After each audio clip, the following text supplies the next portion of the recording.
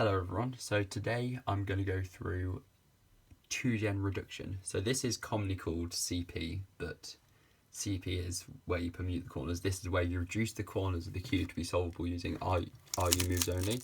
So for example, even though the corners aren't solved, you can solve them using RU moves, like that. Like this, I can use RU. Whereas if I do a T-perm, there is no way to solve these 6 corners using RU moves because these are swapped. So that's what 2-gen reduction is. It's been talked about a relatively large amount. So in methods such as 2GR and Briggs. But I was wondering where the earliest mention was, and I asked Aether3 because he knows a lot about method history, and he found a mention by Gilles Roux, I think that's how you pronounce it, the guy who invented Roux, in 2003. So his idea was you would solve these 3 pieces here for a line, so you could use RU moves, because obviously if these aren't solved, I can't solve that using RU moves. I have to use an F to solve it. So you'd solve the line, and then you do a 3-move algorithm to reduce the cube to a 2-gen state. Well, yeah, so something like that would do it. And then you'd use wide R, wide U, R and U moves to solve the rest of the cube.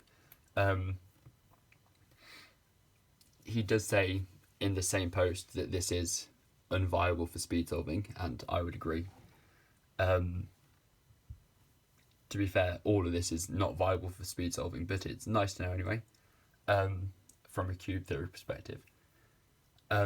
He then uses this method in one of the original FMC competitions run by Dan Harris for the 23rd of May 2003.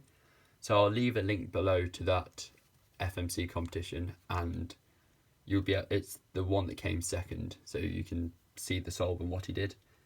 Some other notable mentions though for 2GR development.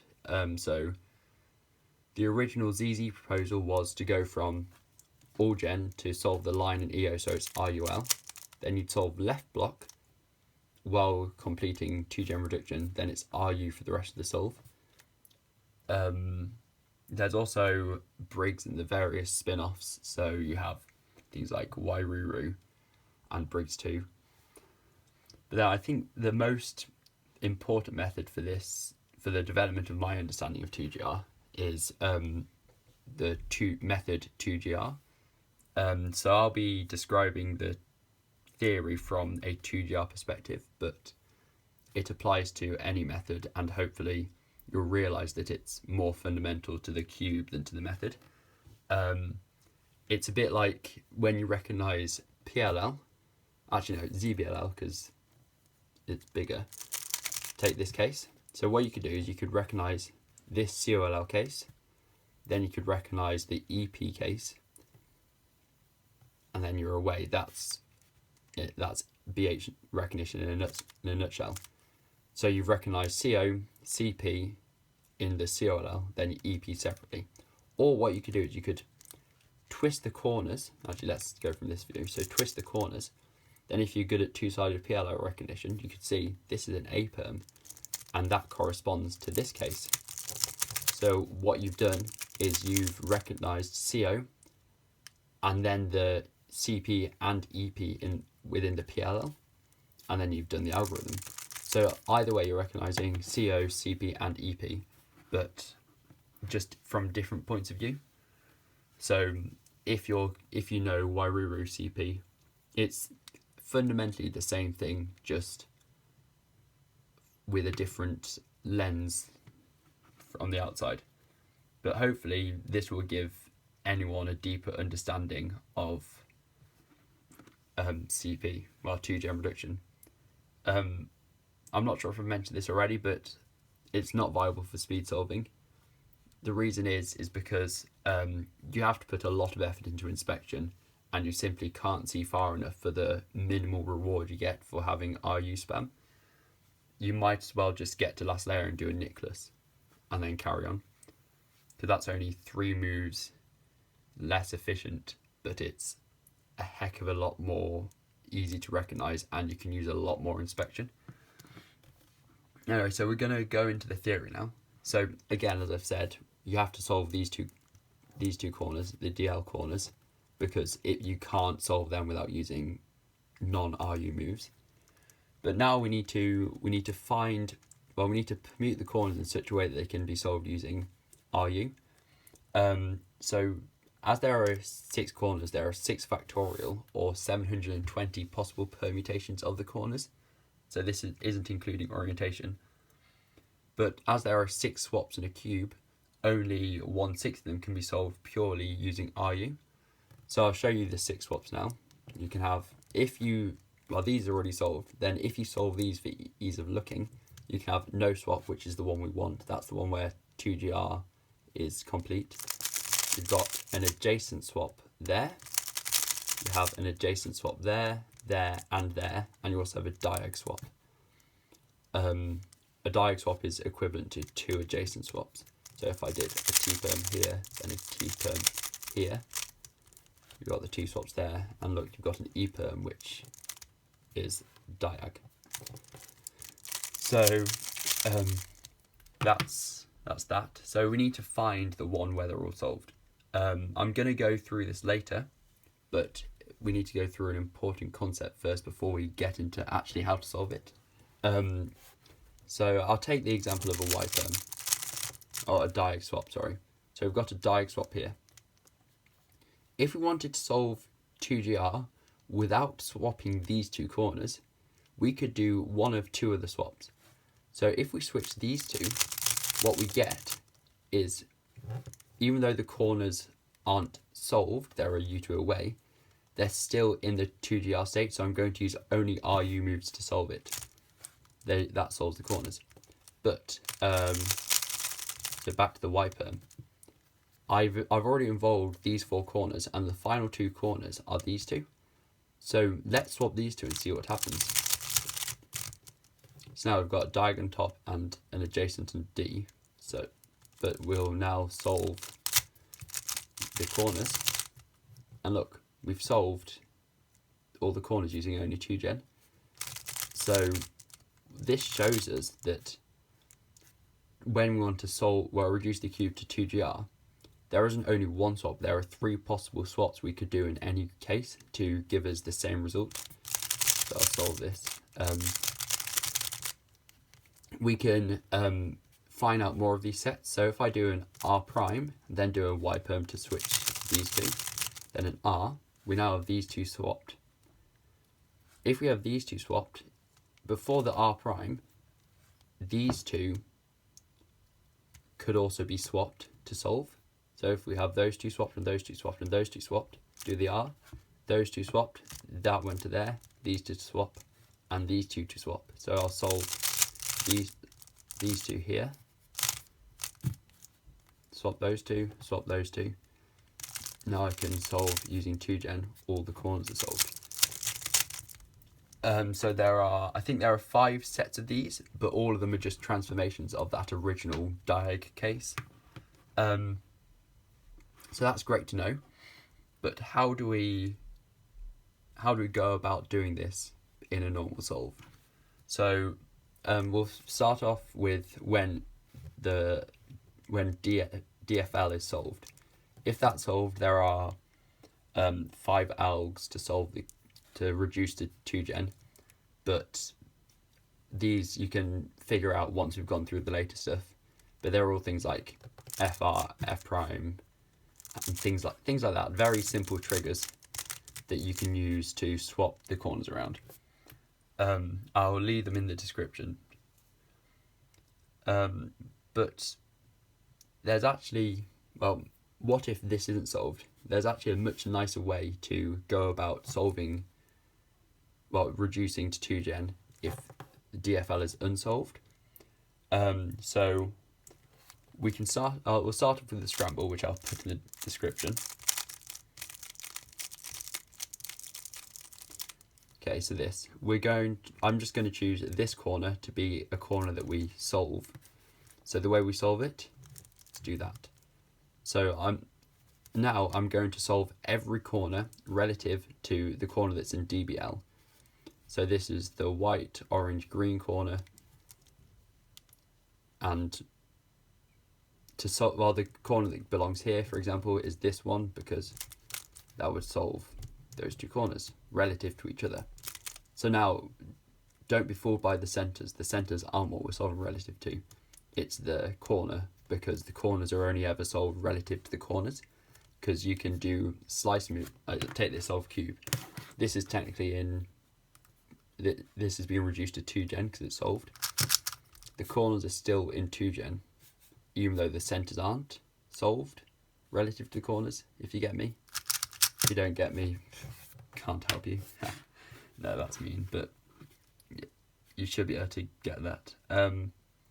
So the next thing we need to do is, now we've solved this, is we need to imagine that we've got a swap between this corner, so the corner that belongs in DFL, and the corner that is in DFL. So I'm going to call that corner X, and I'm going to call that Y. So we have X and Y are swapped.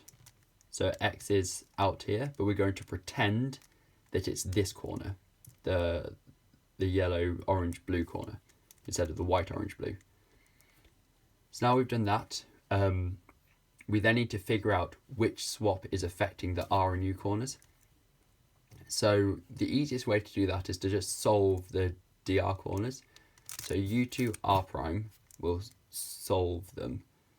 Well, they're permuted correctly relative to this corner, which is our reference corner. Now we look on U and we want to see what the swap is in the corners. I'm going to twist them. I'll twist them back in a second. But you've got an opposite swap there, adjacent there. Therefore, these two need to swap. Well, yeah, because if you switch these two, green would be next to green, red and red would be next to each other, and they're all solved. So we know that these two need to swap. So we're going to undo the swap we did before, well, this thing we did to solve this, so RU2, and they're diagonal. So we now have a swap here and a swap here. But what we really want is this second swap to involve X. So from what we did before, we know that the equivalent swap for a diag swap, it's also another diag swap. So we can now transform this to, instead of being these two, to being these two. So we now have a swap here and a swap here. This is a commutator. To solve this, we can do... if you don't know about commutators, I'll leave a couple of links below. So one's to Ryan Heiss's website where I learned, and the other one is to 4Blind's tutorial, which is more blind focused, but gives you the information. So yeah, this commutator, we can do d r prime d prime L2, d r d prime L2. So now that's solved that corner, and because we did that other swap here, this should also have solved 2J, well, it should have done 2GR. So I'm only going to use RU moves from here, and all the corners are solved, ignoring, of course, the edges and centres. So that's how it works, but that's not necessarily the fastest or the most efficient way to do it. So I'll go through a couple of examples with some other cubes. So take this cube. I'm going to set up to this commutator. So imagine you've worked out, ignoring the rest of the things, that those two need to swap and those two need to swap. What we can do is, if we do an F2, that will solve 2GR. How does that work though? Like, it doesn't make sense that just doing an F2 there will just skip the commutator step. Well, the reason why is because starting here, these two need to swap, and doing an F2, that swaps these two corners as well, and these two. So we technically still have a swap here, but we've also done a swap here. And the equivalent swap for this is switching those two or switching those two at the back. So in fact, by doing that F2, we've solved this and switched these two in one move instead of 8 moves. So if I solve these using RU, look, all the corners are solved.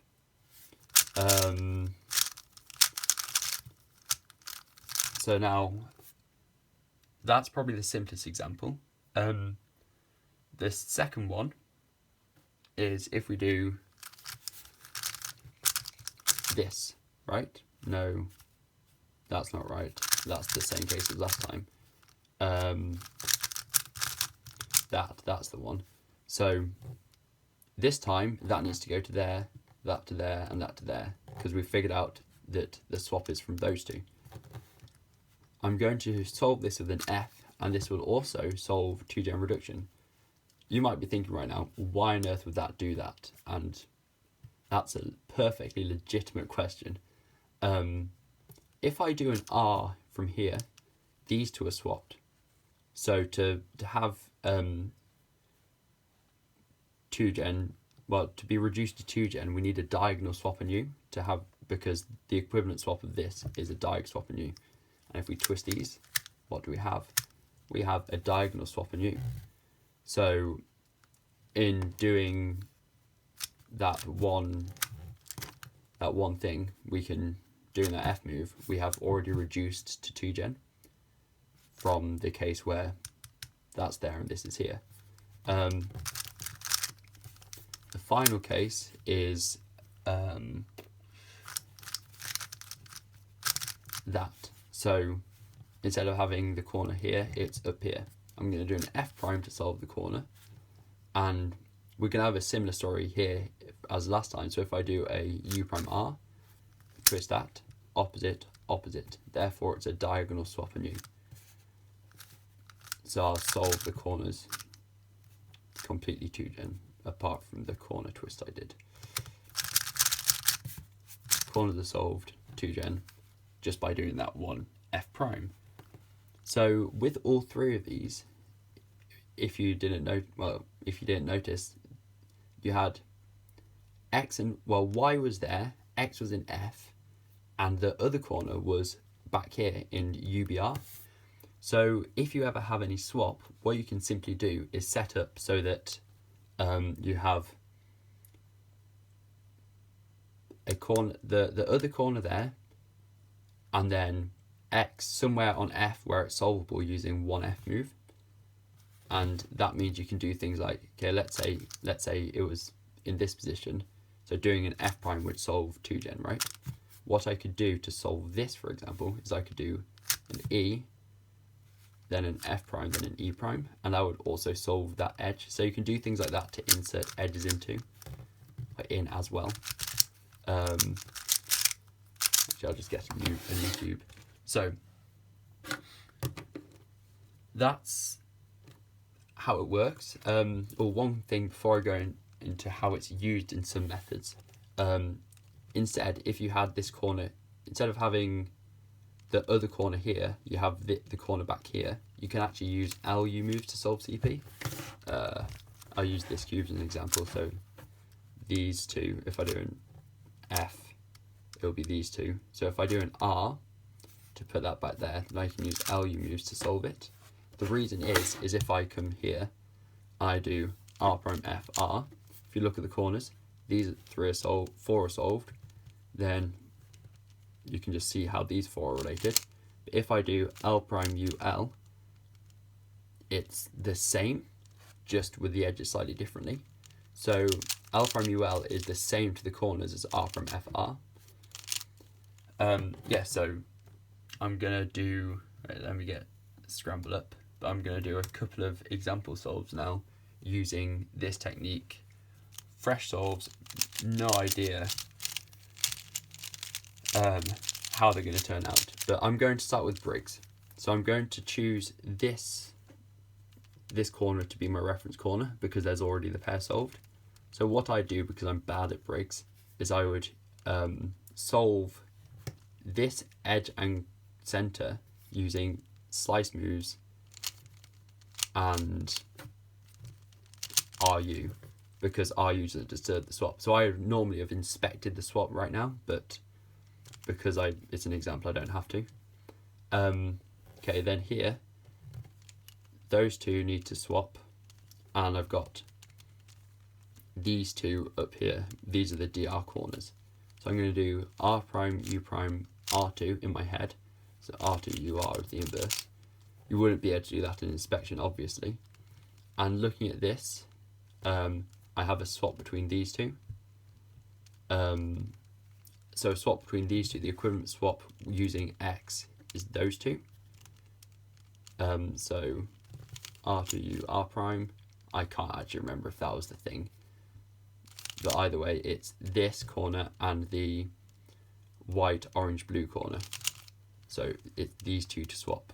If I can solve this pair with RU prime R prime, still remembering that these two are the two to swap, then I can do a U2, then an R2 to put this corner back here and solve this pair with an F prime. Now it's time for EO.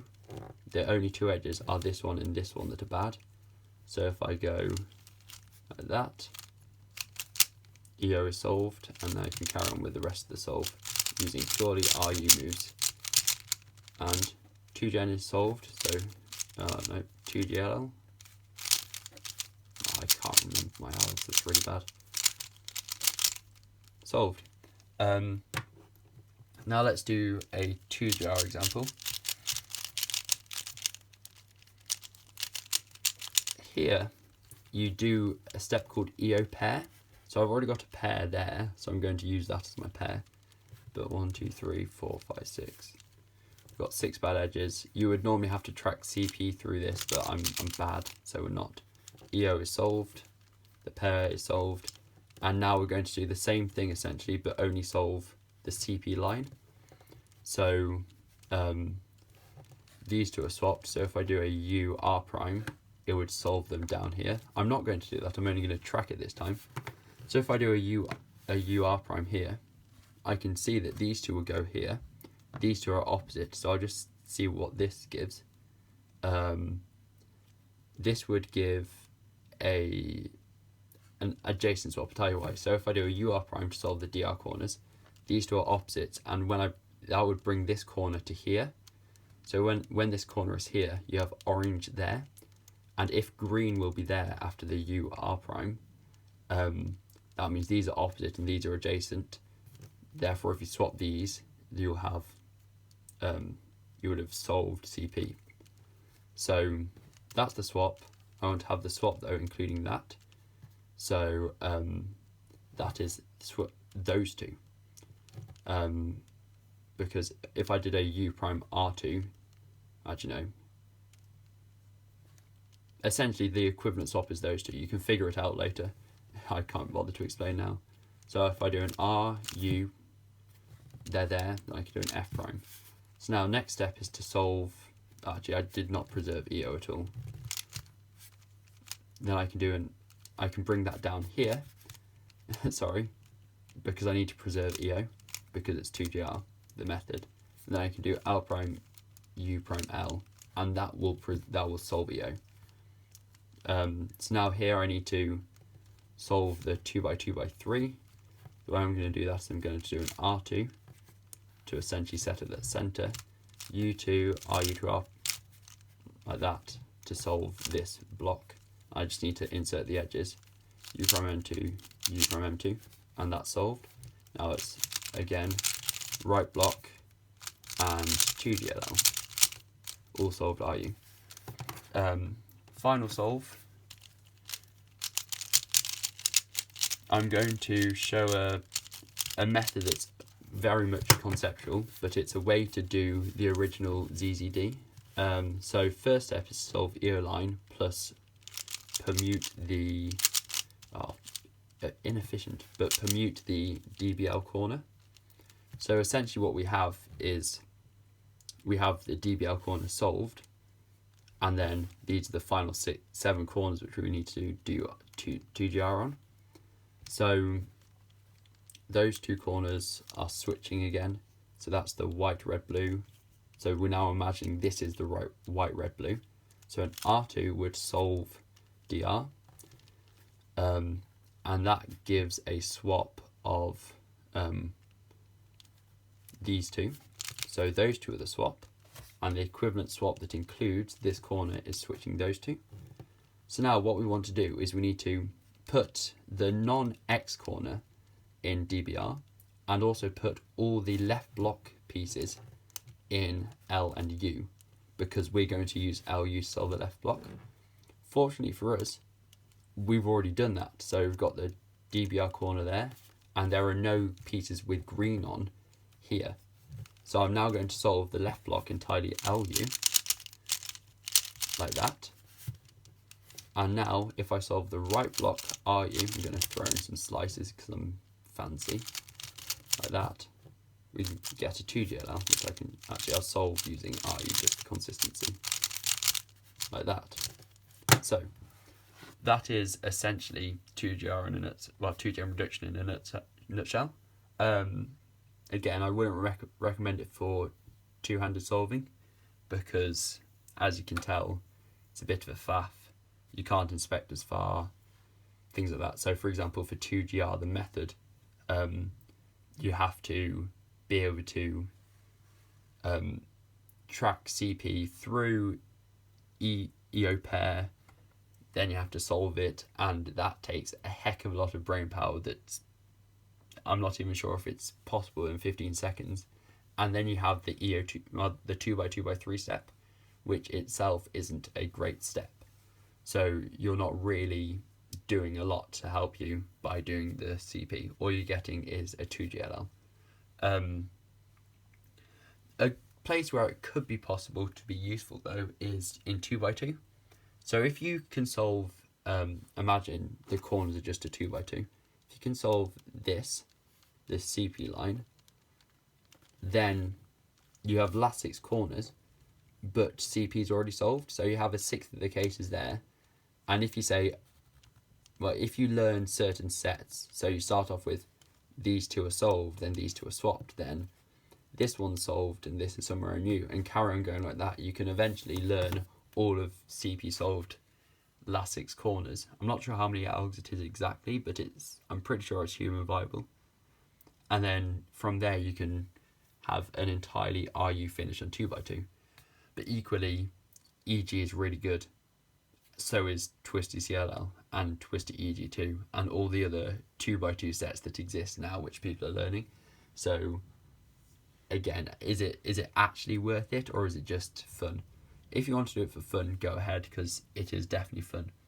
But is it faster? Probably not. I think that's everything I wanted to say about this. Hopefully that's cleared it up. Hopefully you understand it now. If you don't, watch it again. If you don't, I'm sorry. It was probably my fault for not explaining it perfectly. But yeah, thank you for watching. I hope you enjoyed it, and see you later.